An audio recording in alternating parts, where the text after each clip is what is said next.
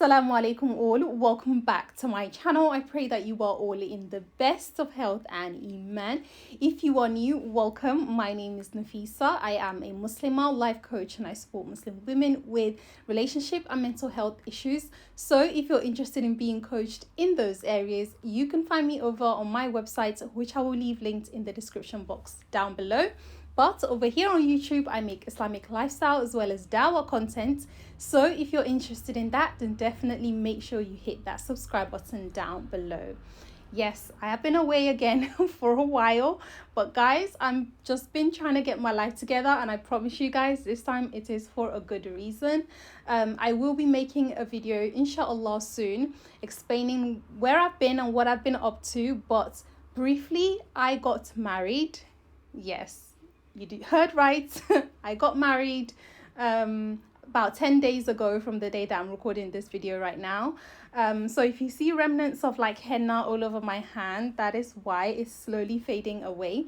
I'm just waiting for my official wedding photos and videos to be published by my photographer, and then I will share some of that with you guys inshallah in an upcoming video. Okay, so just wait for it.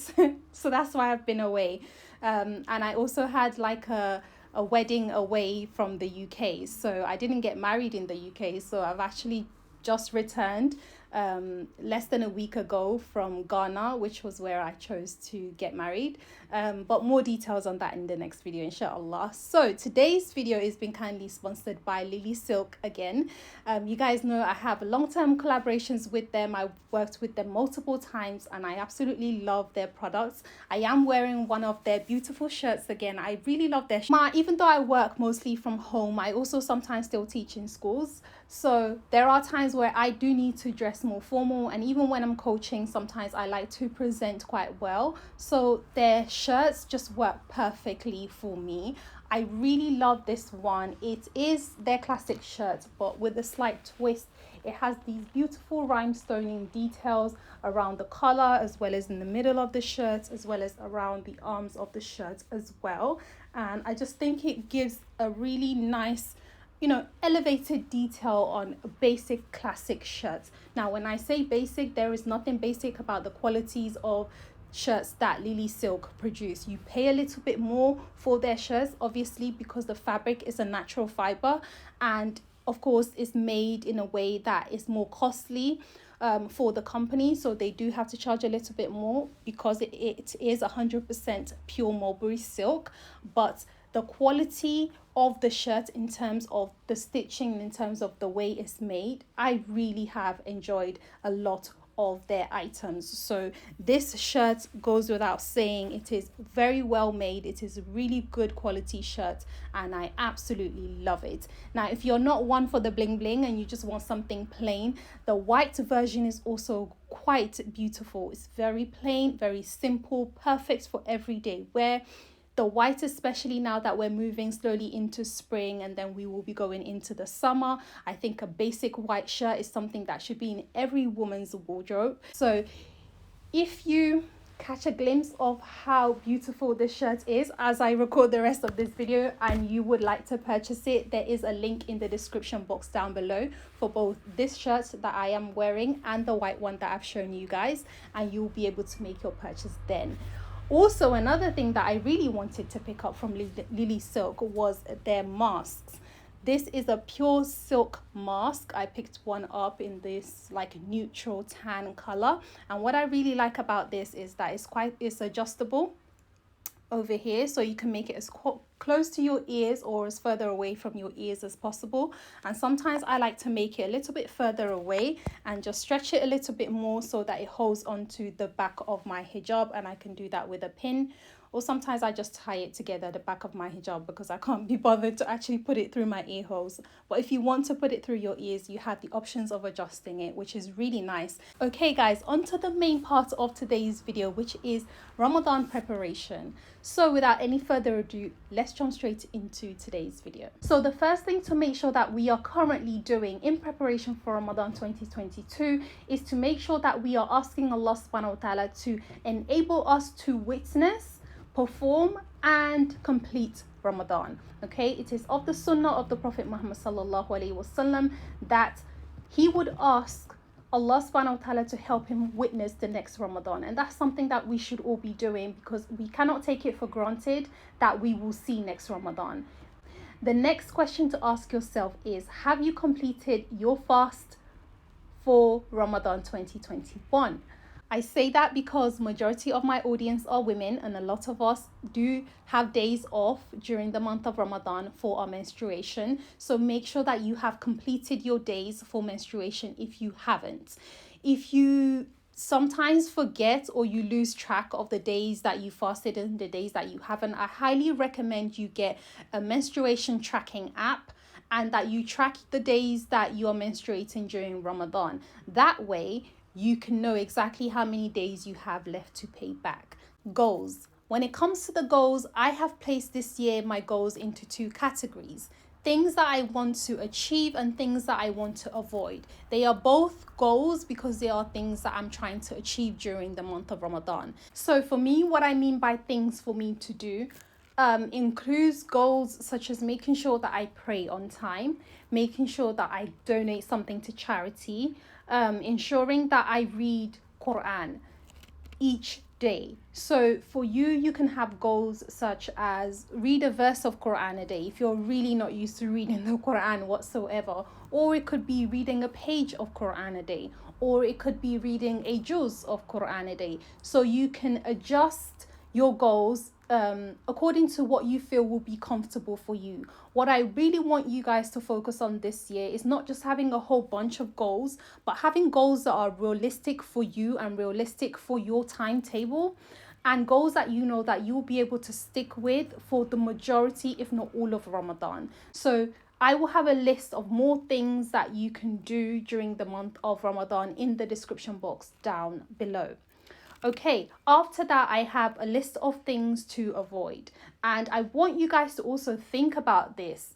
Ramadan is not just about adding, it's also thinking about things that are already in your life that you really shouldn't be doing, that you should also remove from your life. So things to avoid or to leave alone could include things like leaving alone music, making sure that you block all the apps that lead you to listening to music. If you would like to avoid gossiping, then make sure that you don't spend a lot of time on the phone during the month of Ramadan, because too much talking can lead to then gossiping, and then you end up talking about things that you really shouldn't be talking about. This is definitely the time to also leave off zina and anything else that leads to zina. So talking to your boyfriend, you don't need to be talking to your boyfriend in the month of Ramadan. If you really want to have all of your other good deeds accepted, then the deeds of zina and all that leads to it needs to be avoided. If you're speaking to someone with a view of marriage, then perhaps limit your conversations to what is really absolutely the bare minimum and what is really necessary to speak about. If something is really necessary, most people don't get married in the month of Ramadan, so whatever needs to be discussed for the marriage most of the time can wait until after Ramadan. But if it can't wait, then just be businesslike and speak on the things that are absolutely necessary, and leave off other conversations with the opposite gender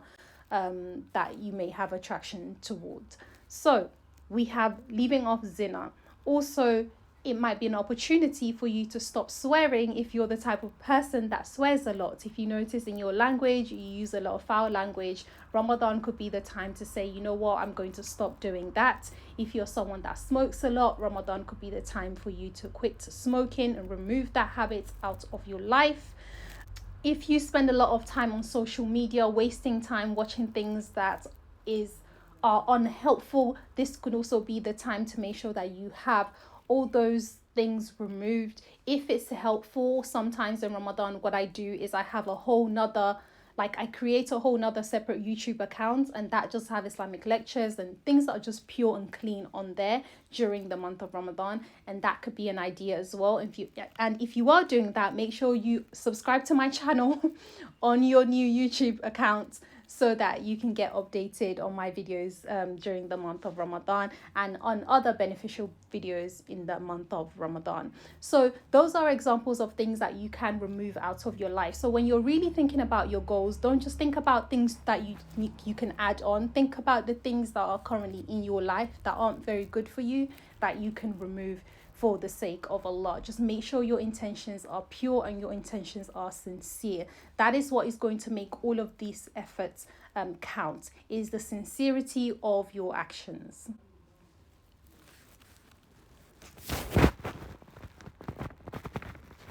Okay, when it comes to my planning, so when it comes to the main plan of what you're actually going to do this Ramadan, try to split your targets into two areas. What I'm doing is I'm going to have a plan for the morning, and then I'm going to have a plan for the evening, because majority of the day, midday, let's say, I'm working. Now, despite the fact that I'm working, I'm still going to avoid doing things like gossiping, I don't swear anyway, but just bear in mind and be conscious of the fact that I'm fasting. But in the mornings, when I'm preparing myself for work and when I'm maintaining the home, I can incorporate acts of ibadah during those times. So think about something that you can do in the mornings and something that you can do in the evenings. If it's dhikr, then you can make sure that you incorporate more dhikr into your mornings.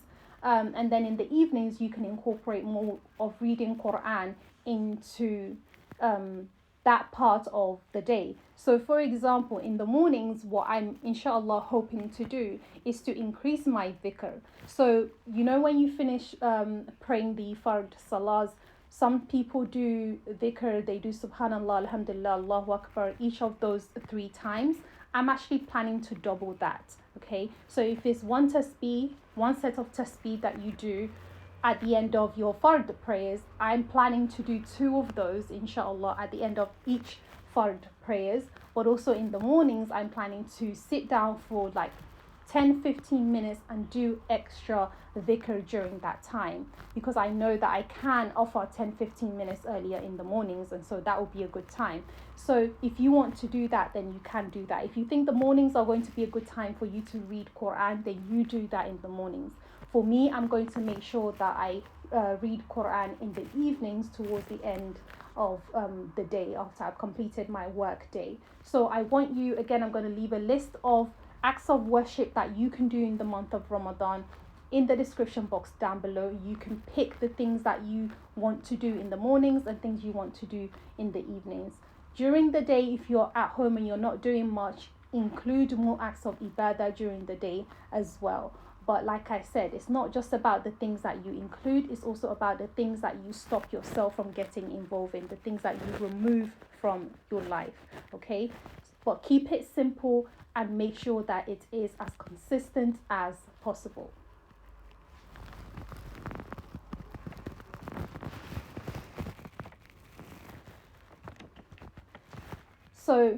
So that morning and afternoon plan could be for during the weekday. For the weekend, most of us are off from work during the weekend. You can do some extra acts of ibadahs. And for me, I have planned for the 4 weekends that we will have this Ramadan, inshallah. So for my first weekend, I'm going to try to cook for the homeless, okay? So for that morning and afternoon plan, that could be for during the week. Then we have the weekend, and most of us, we are off during the weekends. And if you're not off during the weekends, make your extra ibadah time the time that you are off from work, okay? So if you happen to be off on Wednesdays, then utilize Wednesdays as the days that you do more the bulk part of your ibadah, so you can get as much reward as possible. So for the weekend, now let's say the morning and afternoon plan is for during the week. For the weekends, since most of us are off during the weekends, you can do a little bit more because you have a little bit more extra times in your hands. So you can take some larger acts of worship and include them into your weekends. So for example, let's say if for the first weekend you decide to cook for the homeless and deliver the food to like a homeless charity that you may know, or some homeless people around your area where you live, you can go and share food to the homeless. That is an act of ibadah. So that could be something that you plan to do for the weekend, because cooking bulk and cooking a lot of food takes a lot of energy. You might not have the time to do that during the weekday. So if you have the weekends, you can do that. and that will be a good plan for week 1. For week 2, you can maybe help out your local community, whether it's volunteering at an old people's home or something that I think during the 4 weekends, try to think about something that helps just humanity in general and not just Muslims. Because I think one of the greatest forms of ibadah is helping humanity in general, is other people from other faiths and beliefs seeing that Muslims are people who are concerned about humanity in general. For me, I find like spending my time, volunteering my time is a good way to start. So there are lots of lonely people out there who need befriending. Be very careful, make sure you know where you're going and where you're spending your time. I don't want you to put yourself in any dangerous situations. But if there are official charities who need people to come and volunteer their time to help certain people out, then I think that's a good option to look into as well. And that can be something you do for one of the weekends of the month of Ramadan. For the 3rd weekend, perhaps I'm thinking of something in line of making sure that I read more books. You guys know that I like to read. You know that I like to seek knowledge. That's just a normal part of me. So I'm going to try to read more books of hadith. I'm going to try to read more Quran. And that's going to be my focus for that weekend. And the final weekend in Ramadan, something like itikaf is really, really beneficial. And if you don't know, women can perform itikaf in their homes. They don't have to go to the masjid to perform itikaf like the men do. And if you don't know what itikaf is, this is where you spend some time. You can choose the length of time, but the Prophet ﷺ used to do this in the last 10 days of Ramadan. He will spend the night in the masjid, and he would not leave the masjid except for necessities. So for example, if he needed to go to the loo, or if he needed to have some food to eat. Otherwise, he will remain in the masjid and he will just worship Allah. Now, I can't do that for a whole week, and I'm not recommending you go and do that for a whole week. Though if you have the time, then alhamdulillah. But I'm saying at least a day where you just spend at home, whether it's a Saturday or a Sunday, where you're just at home and you're just worshipping. Now, if you're married and you have children, that you have other commitments that come first, then make sure you work your way around that and make sure that your family are well taken care of. You can still perform itikaf for as long as you like. A few Ramadans ago, my friend and I, we would actually go to the masjid and we would stay there from the time of Maghrib till Fajr, and then we would come home because we live quite close to the masjid. So itikaf can be performed, you can adjust it to a timing that suits you, but inshallah the weekend will be a good time to perform itikaf. So put itikaf into your Ramadan preparation plan. If you can do it, it has lots of reward, and you spend time worshipping Allah, you make lots of dua, you read Quran, you just spend time worshipping Allah. But again, for us women, we don't have to perform itikaf in the masjid. Itikaf can be performed at home.